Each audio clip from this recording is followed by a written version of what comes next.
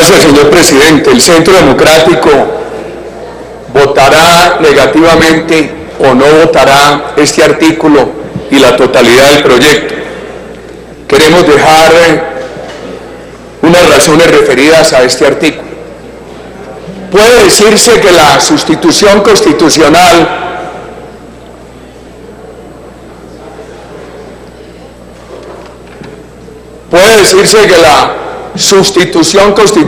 está justificada por el hecho excepcional de la paz. Pero aquí acabamos de escuchar a uno de los ternados a la Corte que dijo que lo que faltaba con la FARC era lo que le había faltado a la Constitución del 91. Y entonces después nos irán a decir lo mismo frente al ELN, y me atrevo a decirlo frente al ERBACRIM. Yo recuerdo cuando se promulgó la Constitución del 91, que algunos de sus mentores y el ministro de la Calle se refirieron a la FARC como hoy debería uno referirse al ERBACRIM. Y sin embargo, 24 años después, entran a justificar esa acción terrorista como política en armas. Entonces aquí estamos creando un precedente de sustituciones de la Constitución para nunca acabar, parecería ilimitado. Se han anunciado unas reformas en el acta que han traído respetables pero menores, que no van al fondo del tema de la sustitución constitucional. Por ejemplo, el tema de las comisiones, a lo cual se refirió brillantemente la senadora Vivian Morales, es un tema de creación de la ley. Lo que la senadora ha dicho, si lo acogieran los ponentes y las mayorías, resolvería uno de los problemas, pero continuaría la sustitución constitucional. Porque el tema no es solamente de equilibrio entre los poderes, entre las comisiones. El tema también es, como lo ha dicho en reiteradas jurisprudencias la Corte, de los órganos para reformar la Constitución y las competencias que tienen. En casos menores, la Corte ha sido muy celosa y ha dicho que los órganos que reforman la Constitución no pueden reformar el procedimiento para modificarla, ni aún el referéndum, que exige participación del pueblo, quien finalmente lo aprueba.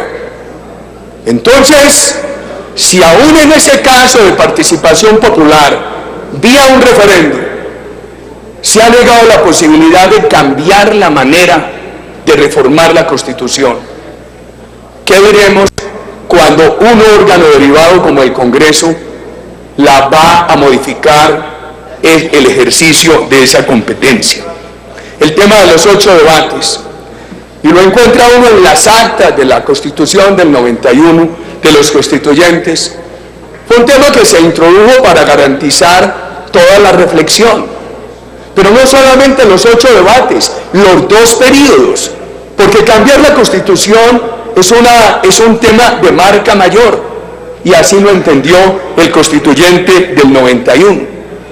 Y entonces ahora se va, sobre pretexto de los tiempos, de la fidelidad, a suprimir 8 debates, a cambiarlo por 3, a hacerlo todo en un periodo, no en los 2 periodos, a afectar ese principio fundamental de la reflexión.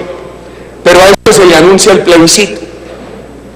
Si bien la Constitución en su artículo 103 dejó la figura del plebiscito para que fuese reglamentada, como en efecto lo hizo la ley 134, esa ley, después de un amplio proceso de deliberación, impuso un umbral de la mitad más 1 del censo electoral. Y ya se anuncia que eso también lo van a derogar. Entonces, ¿en qué queda el tema de la reflexión? Van a llevar a los colombianos simplemente a a que por vía de facultades al presidente de la República, de una sustitución de la Constitución para abreviar términos de reforma y de un plebiscito, se tenga que aprobar todo lo de La Habana? Señor presidente, aquí se ha dicho que la ley faculta al jefe del Estado a adelantar estos acuerdos, pero yo creo que hay una interpretación excesiva de la ley. Esos acuerdos tienen que someterse a que los órganos competentes los acepten, los adicionen, los corrijan, los modifiquen. Y aquí están haciendo una interpretación en el sentido de que lo acordado en La Habana es inmodificable. Y lo llevan a través de este proceso y del anunciado plebiscito. Muy grave. Entonces, ¿qué se le va a consultar al pueblo colombiano? ¿Para qué?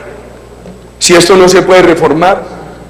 ¿Para qué el Congreso si lo acordado en La Habana no se puede reformar? Aquí el Congreso queda sustituido por la FARC. Entonces el acuerdo es de la FARC y el gobierno, y al Congreso simplemente lo condena a tener que aprobar lo que se haya aprobado entre el gobierno y la FARC. Nosotros hemos querido intervenir en estas varias ocasiones por la preocupación del presidente que esto puede crear. Ahora, si a uno le dicen una constituyente que delibere de elección popular, que se pronuncie sobre cada punto, uno dice, bueno, tiene riesgos, pero es mejor la deliberación que la no deliberación. Me decía Iván Duque, un referendo, que cumpla los requisitos del referendo, los umbrales, la separación por puntos, etcétera. Bueno, hay posibilidades de deliberar. El plebiscito, o le dejo esta reflexión a la arquitectura jurídica, senador Roy, a la imaginación jurídica. ¿O será que no vamos a tener un plebiscito sino varios? Uno sobre cada punto. Porque como lo han presentado, los colombianos no vamos a tener más oportunidad que decir sí o no. Cuidado, todo el mundo quiere la paz, pero muchos no quieren la impunidad. Y si eso lo llevan todo en un paquete a un plebiscito, en una sola pregunta, entonces los colombianos que quieran la paz pero no quieran la impunidad, se van a ver obligados o a aprobarlo todo o a improbarlo todo. Yo creo que se debería repensar, honorables senadores, en el tema de que al pueblo colombiano y a este Congreso no se le puede quitar el derecho de modificar lo que se acuerde en La Habana. Ahora, hay asuntos formales del derecho y asuntos reales. En la realidad jurídico-política, las mayorías de este Congreso le aprueban al presidente de la República todo lo que él acuerde con la FARC en La Habana. Ahí hay un hecho incontrastable, inobjetable. Finalmente, quería hacer esta referencia. Cierre en un minuto, señor senador. Que aquí se hizo a los gobiernos que yo presidí. Los más radicales voceros de la oposición tuvieron en ese gobierno las mismas protecciones efectivas que tuvieron los más cercanos amigos del gobierno. A los gobernadores, a los alcaldes de la oposición. Aquí está el senador Horacio Serpa, el senador Antonio Navarro, los alcaldes que fueron de Bogotá. A todos se les trató con inmenso respeto. Nunca se les discriminó. Nadie amenazó en nombre de nuestro gobierno que si no se votaba por tal o cual candidato no iba a tener apoyo del gobierno central. Y de pronto las referencias que hoy recordaron en discursos no era al ejercicio político, sino a la participación de civiles en acciones terroristas de la guerrilla, por ejemplo, frente a las empresas municipales de Cali. Gracias, señor presidente.